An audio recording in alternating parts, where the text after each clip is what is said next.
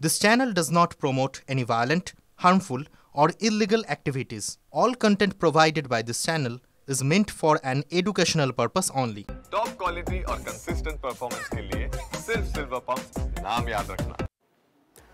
নজরে ২৬-এর ভোট আর আজ বিকেলে মেগা বৈঠক অভিষেকের। তৃণমূলের প্রায় সবকটা স্তরের জনপ্রতিনিধি এবং সাংগঠনিক পদাধিকারীদের নিয়ে এই বৈঠক। হঠাৎ কেন এত বড় করে পৃথক একটা বৈঠক করছেন অভিষেক?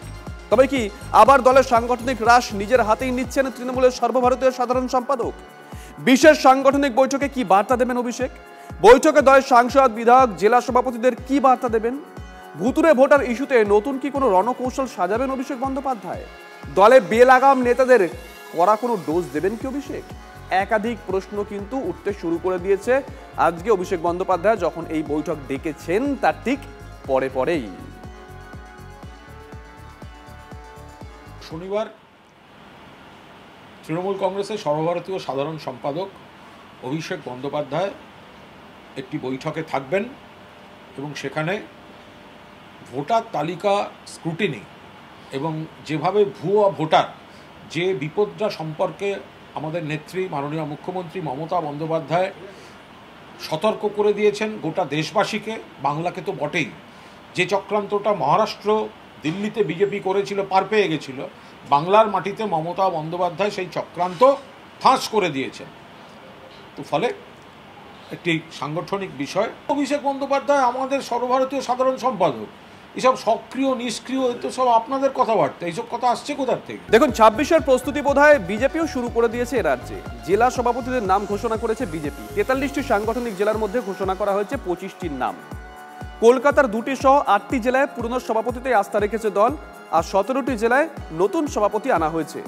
বসিরহাটে জেলা সভাপতির বিরুদ্ধে বিভিন্ন অভিযোগ উঠেছিল, তাকে সরানো হয়েছে ওই জায়গা থেকে। জেলা সভাপতির পদ থেকে সরানো হয়েছে তিনজন বিজেপি বিধায়ককেও। ১৬ই মার্চ বিজেপির কেন্দ্রীয় নেতৃত্ব ভার্চুয়াল বৈঠকে আরও ৮ থেকে ৯টি জেলার সভাপতির নাম চূড়ান্ত করতে পারেন। চট করে বেশ কয়েকটি ইনফরমেশন দেখিয়ে দেয়। শিলিগুড়ি, দক্ষিণ দিনাজপুর, বর্ধমান, মুর্শিদাবাদ একাধিক জায়গায় ১৭ জেলার সভাপতি বদল করেছে বিজেপি। কোন কোন জায়গায়?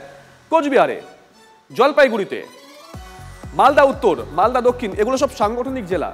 জঙ্গিপুর, বারাসাত, বসিরহাট যে কথা বলছিলাম, কলকাতা উত্তর শহরতলি, হাওড়া শহর, শ্রীরামপুর, হুগলি, আরামবাগ, তমলুক, কাঁথি, বাঁকুড়া, পুরুলিয়া, আসানসোল, এই এতগুলো জায়গার নাম কিন্তু আমাদের কাছে এসে পৌঁছেছে। আমরা সবার আগে দেখিয়েছিলাম আপনাদেরকে।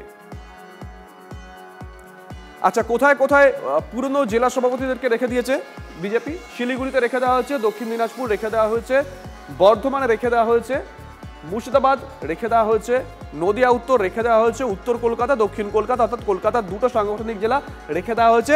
জয়নগর, সেখানেও যিনি দায়িত্বে ছিলেন তাকেই রেখে দেওয়া হয়েছে। আমরা ২৬-এর নির্বাচনে পার্টিকে আমার হুগলি লোকসভার 7টা বিধানসভা জিতিয়ে 7টা সিট দেওয়ার আজকে আমরা অঙ্গীকার করছি।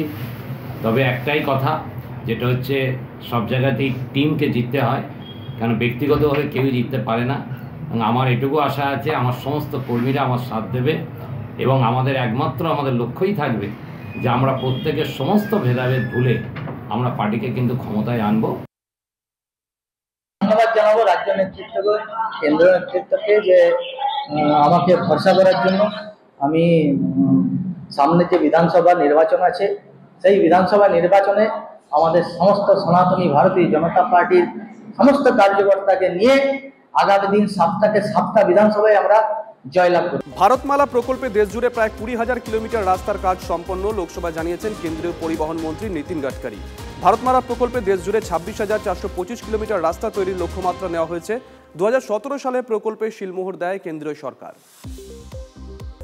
ইন্ডিয়ান ব্যাংক অ্যাসোসিয়েশনের সঙ্গে ইউনাইটেড ফোরাম অফ ব্যাংকস ইউনিয়নের বৈঠক নিষ্ফলা। তার জেরে 24 এবং 25শে মার্চ দেশ জুড়ে ধর্মঘটের সিদ্ধান্তে অনড় রয়েছেন ব্যাংক কর্মী সংগঠনগুলোর সদস্যরা। পরিষেবা পেতে চূড়ান্ত ভোগান্তির শিকার হতে পারেন গ্রাহকরা। গুজরাটের ভারুচে ভয়াবহ অগ্নিকাণ্ড। অঙ্কলেশ্বর এলাকায় স্ক্র্যাপ গোডাউনে এদিন আগুনের গ্রাসে চলে গেছে 5টি কারখানা। প্রাথমিকভাবে মনে করা হচ্ছে শর্ট সার্কিট থেকেই এই ঘটনা ঘটেছে, যদিও আগুন লাগার আসল কারণ এখনো স্পষ্ট নয়। পাকিস্তানে আইএসআইকে গুরুত্বপূর্ণ তথ্য পাচারের অভিযোগ উত্তরপ্রদেশ এসটিএফ এর হাতে ফিরোজাবাদ থেকে গ্রেপ্তার রবীন্দ্র কুমার নামে এক যুবক। সূত্রের খবর, তার মোবাইল ঘেঁটে তদন্তকারী আধিকারিকরা গুপ্তচর বৃত্তির কথা জানতে পেরেছেন।